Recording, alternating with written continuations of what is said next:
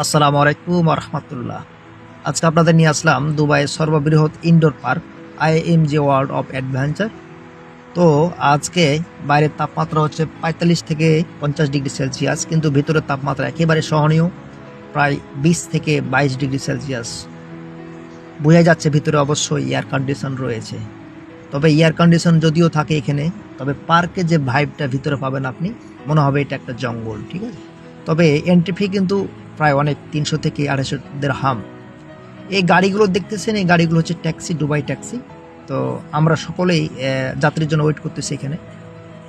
তো এখানে দেখতেছেন প্রায় বেশ কয়েকটা গাড়ি দাঁড়িয়ে রয়েছে আমরা, কারণ বাইরের অবস্থা খুবই খারাপ, এতই গরম, মানুষ বাইরে বেরোচ্ছে না। সেজন্য আমরা এখানে দাঁড়ায় রয়েছি, যাত্রীর জন্য ওয়েট করতেছি আমরা।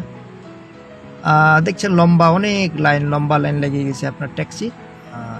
আমরা অনেকে ওয়েট করতেছি, প্রায় ১ থেকে ১.৫ ঘন্টা যাবত এখানে রয়েছে আমরা। আর কিছুক্ষণ হলে এটা একেবারে বন্ধ হয়ে যাবে, প্রায় ১০টার নাগাদ রাত্রি। কাস্টমার আসতে কিংবা আসছে যাচ্ছে, আসছে যাচ্ছে, সকাল থেকে একেবারে রাত পর্যন্ত আপনার কাস্টমার কিংবা শরণার্থী এখানে ভিড় করে।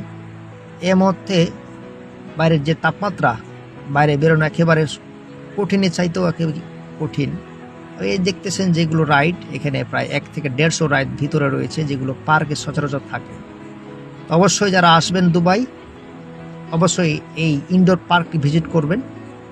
একেবারে ছোট বাচ্চাদের জন্য একেবারে কি বলবো, জঙ্গলের ভাইব, যেটা জঙ্গলে যা থাকে